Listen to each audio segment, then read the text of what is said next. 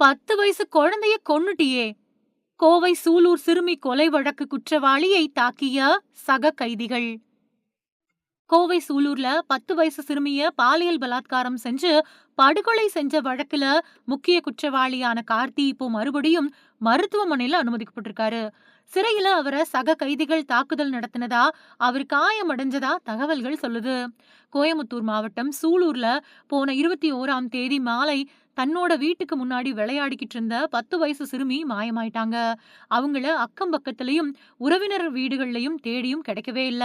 அதுக்கு பின்னாடி காவல் நிலையத்துல புகார் கொடுக்கப்பட்டுச்சு. புகாரோட பேர்ல 5 தனிப்படைகள் அமைக்கப்பட்டு சிறுமி தேடப்பட்டு வந்தாங்க. இந்த நிலையில போன 22ஆம் தேதி கண்ணன்பாளையம் குளக்கரையில ஒரு முட்புதர்ல சிறுமி சடலமா மீட்கப்பட்டாங்க. அவங்களோட உடல் பிரேத பரிசோதனைக்காக அரசு மருத்துவமனைக்கு அனுப்பி வைக்கப்பட்டுச்சு.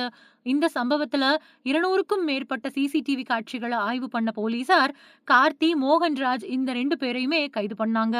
கார்த்தி சிறுமியோட குடும்பத்தினர் இருக்கக்கூடிய வீட்டுக்கு பக்கத்து வீட்டு நபர் அப்படின்னு விசாரணையில தெரிய வந்தது.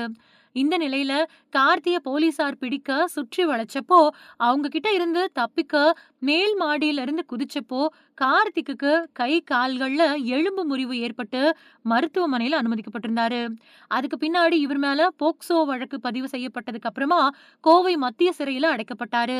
அங்க சிறை கைதிகள் அவர் மேல தாக்குதல் நடத்தினதால அவர் மறுபடியும் மருத்துவமனையில சிகிச்சைக்காக சேர்க்கப்பட்டிருக்காரு. 10 வயசு குழந்தைய பாலியல் பலாத்காரம் செஞ்சு கொன்னதை தெரிஞ்சுக்கிட்ட கைதிகள் சிறையில வச்சு கார்த்திய தாக்குனதா சொல்லப்படுது. சிறுமி கொலை வழக்குல கைது செய்யப்பட்ட கார்த்தி கொடுத்த வாக்குமூலம் பத்தி போலீசார் என்ன சொல்றாங்க அப்படின்னா, போன 21ஆம் தேதி வீட்டுக்கு முன்னாடி அந்த குழந்தை விளையாடிக்கிட்டு இருந்தப்போ சாக்லேட் வாங்கி தரதா சொல்லி கார்த்தி கூட்டிட்டு போயிருக்கான். வழியில சாக்லேட், மிட்டாய் எல்லாமே வாங்கி கொடுத்துட்டு பின்னாடி மறுபடியும் வீட்டுக்கு போகலாம் அப்படின்னு சொல்லி வண்டியில உட்கார வச்சு குளக்கரைக்கு கூட்டிட்டு போயிருக்கான். அங்க சிறுமி கிட்ட பாலியல் வன்கொடுமையில ஈடுபட்டப்போ குழந்தை கத்துச்சாம். அது கத்தக்கூடாது அப்படிங்கிறதுக்காக அந்த குழந்தைய கார்த்தி மிரட்டியிருக்கான். அதையும் மீறி அந்த சிறுமி அலர்னதால என்ன பண்றது அப்படின்னு தெரியாம பயத்துல குழந்தையோட கழுத்தை நெரிச்சு கொன்னுட்டு அங்கிருந்த முள் புதர்ல வீசிட்டு தப்பி போயிட்டானாம்.